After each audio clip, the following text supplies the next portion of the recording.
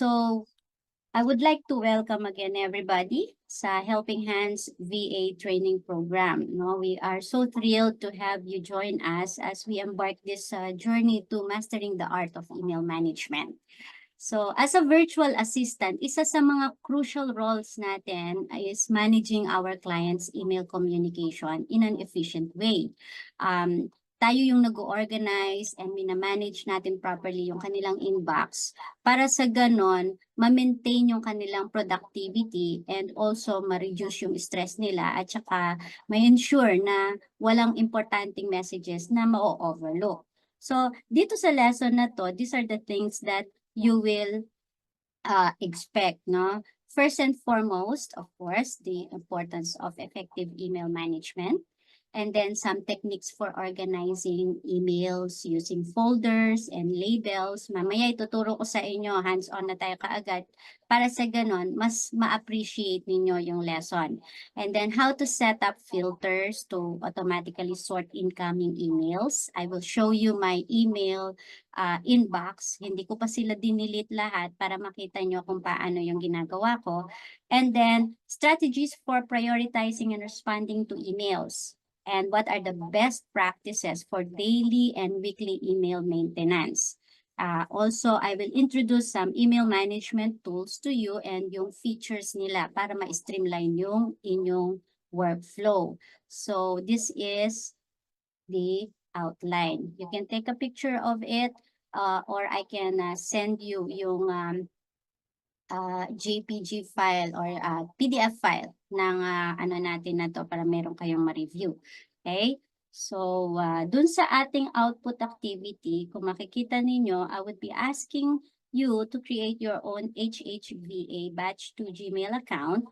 And then, I will also ask you, bali dalawang activity dito sa particular na lesson na to. I will be asking you secondly, to create a personalized email management plan, bibigyan ko kayo ng persona or mamaya di-discuss natin ano yung persona. So those are the two things. And then if you have questions, no, I would ask you to prepare them and then at the end of the lesson we will go back through it, no. We will spend time in answering your questions. Okay. So let's dig deeper into email management, no? Ano ba ang email management? So, basically, email management is the process of handling and organizing email messages. This can include tasks such as sorting and labeling messages, creating folders to store messages, and also deleting unwanted messages. Now, very important ang email management sa lahat ng mga tao. Kumbaga, whether they are business people, executives, and mga freelancers. Because it can help keep track of important contacts and correspondence. It can also help to manage personal email accounts since it will prevent the inbox from becoming overwhelmed with messages. I have one Gmail na napabayaan ko na siya. And then there are a lot of emails coming in and then ang nangyari is hindi na makapag-receive ng emails, no? So ako, isang ano pa lang ako, kumbaga parang isang person pa lang ako. What if yung mga kilala, no? Ganoon ka-vital ang email management sa kanila. So we have to understand the role of a VA sa email management. Email management is primarily the mode of communication in both professional and personal settings. So for many businesses and individuals, maintaining an organized and efficient email system is very crucial for productivity and for success. So VA play a vital role in ensuring that their clients' email inboxes are well managed and operate smoothly.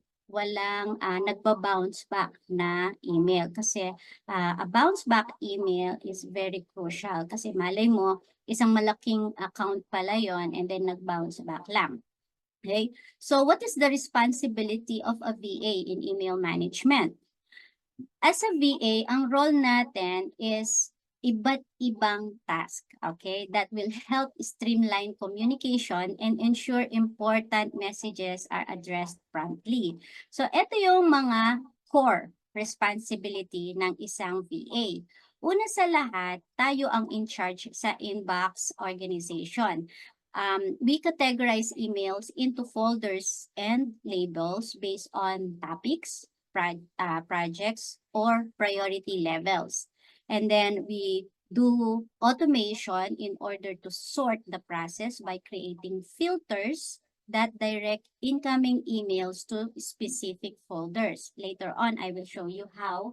And also, yung example ng aking inbox. Second is uh, email prioritization. Kumbaga, we identify and mark high priority emails to ensure they receive immediate attention. We also arrange emails based on deadlines or importance to help clients focus on what needs to be addressed first. Okay?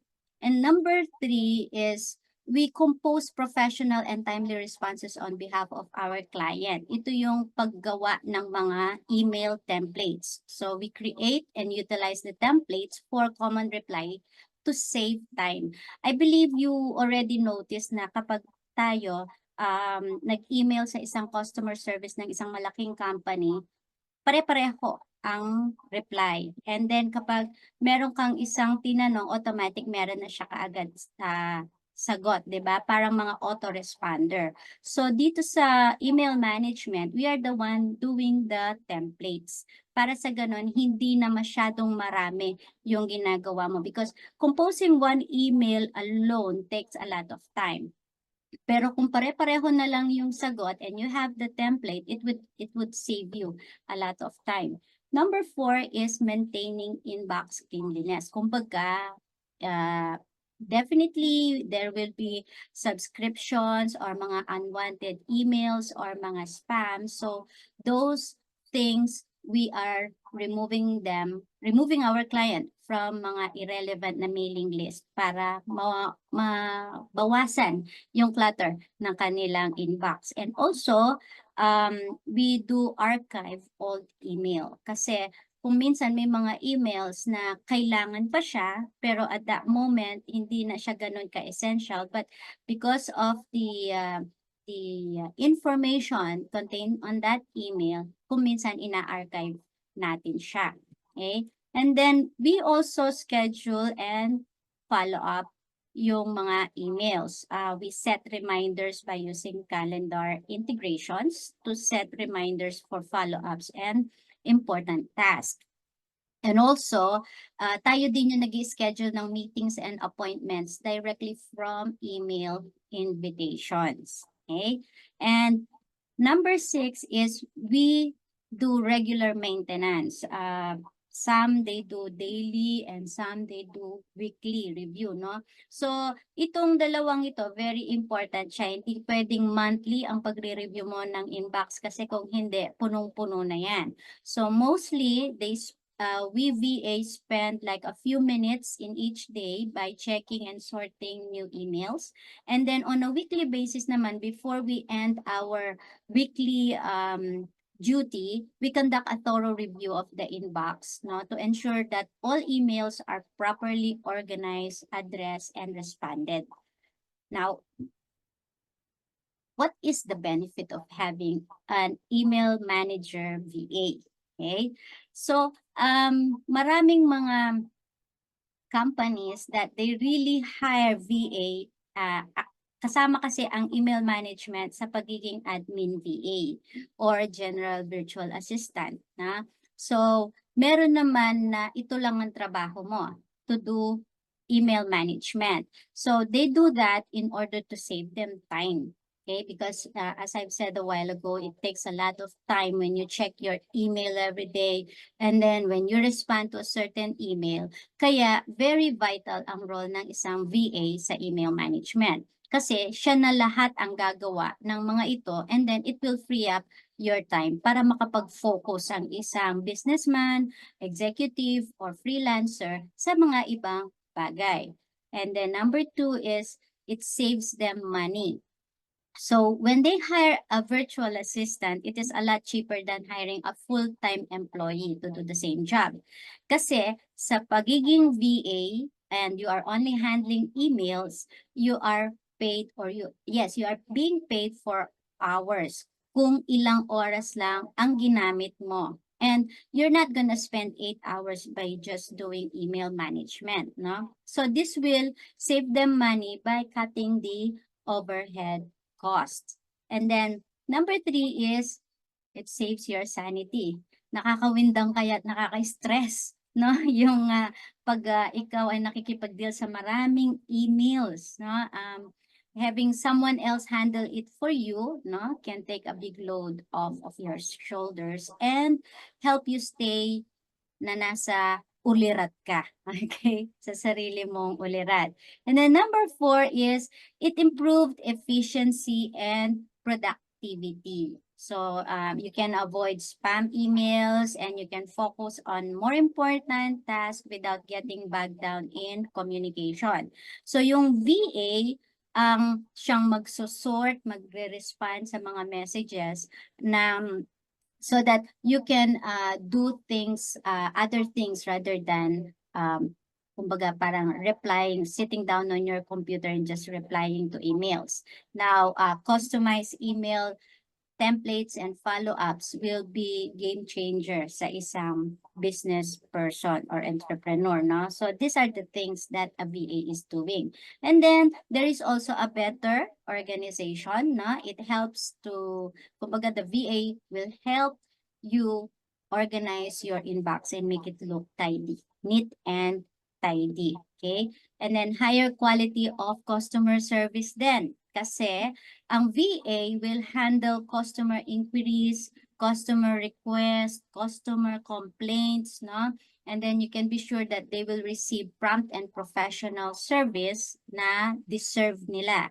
So this can help improve customer satisfaction and loyalty. So magkakaroon din ng magandang trust rate ang isang negosyante man yan, executive man yan, or freelancer man yan.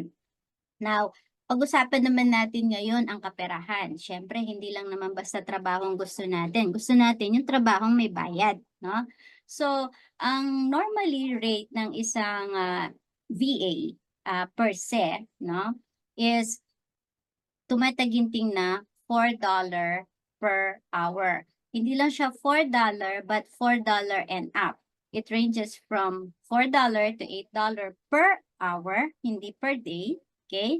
Sa Upwork, ang rate ranges nila is between $10 to $20 per hour.